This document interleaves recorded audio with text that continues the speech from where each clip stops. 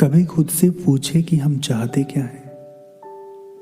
अमीर हो या गरीब हो, पढ़ा लिखा हो या अनपढ़ हो, हम सब लोग केवल सुख चाहते हैं।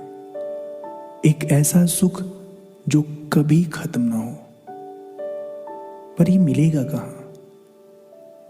क्या पैसे से मिलेगा?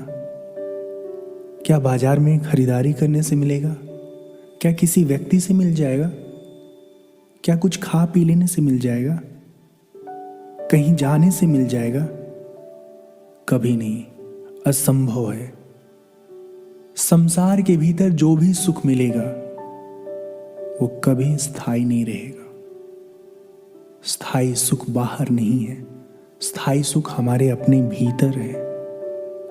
पर विडंबना ये है कि हम भीतर जाना ही नहीं चाहते। भीतर हम खुद से जाकर मिलना ही नहीं चाहते। हम दुनिया की चकाचौंध में उलझे हुए रहना चाहते हैं। और शायद इसलिए भी क्योंकि आज तक हमें कोई बताने की कोशिश नहीं किया कि बाहर की दुनिया के अलावा भीतर भी तुम्हारी एक दुनिया है जहां केवल और केवल सुख है। एक ऐसा सुख जिसका एक बार अनुभव कर लोगे तो कभी उससे वंचित नहीं रहोगे।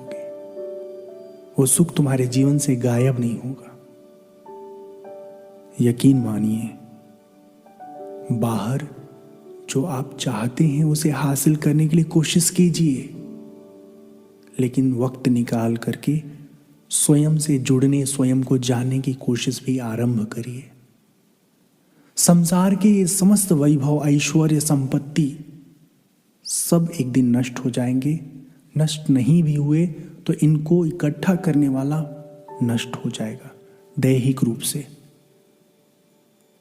जब वो अपने शरीर की यात्रा को पूरी करेगा तो संसार के विषय वस्तुओं को अपने साथ लेकर नहीं जाएगा। ये बात हम सब जानते हैं, लेकिन फिर भी 99 के चक्कर में हम सब उलझे हुए हैं। चाहे गृहस्थ हो, चाहे सन्यासी हो, चाहे कोई भी हो, सबको चाहिए पैसा पैसा पैसा। सब ने अपनी दुकान सजा सजा करके कस्टमर बुलाने के उपक्रम खोल रखे। पर यथार्थ ये है कि ये संसार का विषय वस्तु आपको निर्वाण नहीं देगा। निर्वाण देगा तो आपका अपना अंतर मन का मेल, आपकी अंतर यात्रा, आपका अपना आत्म साक्षात्कार। तो विलंब मत करिए, कहीं ऐसा ना हो कि जिंदगी के सारे जो जीवन काल हैं ऐसे हवा में उड़ जाएं जैसे कपूर। समय रहते खुद को चेताइए, समझाइए, जागरूक होइए। मन ना भी करे तो भी सुबह शाम बैठ करके ध्यान लगाइए। खुद को देखिए, खुद को जानिए, इन चर्म चक्षुओं से नहीं बल्कि अपने भीतर की चक्षु से, अपने भीतर के दृष्टि से। आपको पता है ना, जब कमरे की बिजली चली जाती है और आप कुर्सी पर बैठे हो, कोई पूछा बाहर से कहाँ हो, तो आप तुरंत तपाक से कहते हो मैं कुर्सी पर बैठा हूं। बिजली तो नहीं है, प्रकाश भी नहीं है, फिर कैसे जाने खुद को कहाँ हो? आसानी से आप जान लेते हो, क्योंकि स्वयं को देखने के लिए ना आंख की जरूरत है ना प्रकाश की जरूरत है।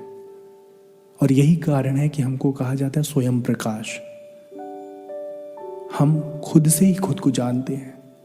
हाँ, ये सच है कि गुरु, उपनिषद, वेदांत का ज्ञान सहायक साधन के रूप में हमें मदद पहुंचाता है। विलंब मत करिए।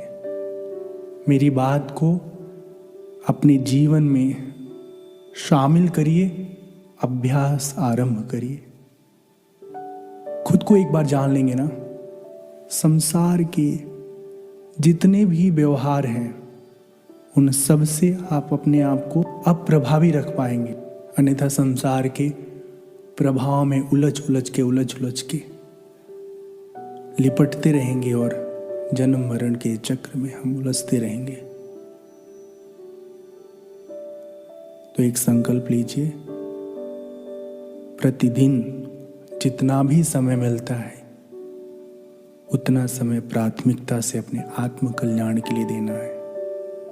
हर दिन श्रीमद् भागवत कथा या श्री रामचरितमानस, यदि संभव है तो वेदांत के प्रकरण ग्रंथ, विवेक चूड़ामणि, पंचदशी, तत्व विवेक, आत्मबोध, ऐसे बहुत सारे ग्रंथ हैं जिसका आप स्वाध्याय करिए।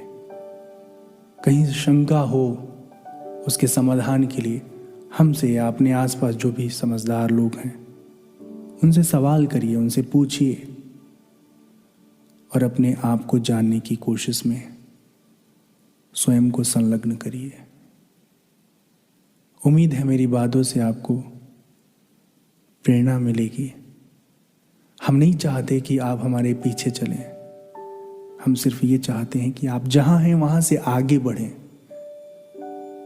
सहायक साधन चाहे जो भी हो, जरूरी है आप जहां हैं वहां से आगे बढ़ना, अपने स्वयं को पाने की यात्रा में प्रयत्नशील होना। जाते जाते केवल इतना आग्रह है आपसे, इंस्टा पे, फेसबुक पे, ट्विटर पे, यूट्यूब पे स्वामी रामशंकर के नाम से हमारा प्रोफाइल है, पेज है। आप जुड़ेंगे, अच्छा लगेगा। बहुत सारे वीडियोस वहाँ पे पहले से अपलोड किए हुए हैं और समय समय पर उन सभी प्लेटफॉर्म्स पर हम अपनी वीडियो अपलोड करते हैं जो आप तक आसानी से पहुँचता रहेगा। इसी के साथ हम अपनी वाणी को विराम देते हैं। धन्यवाद, साधुवाद, नमस्कार।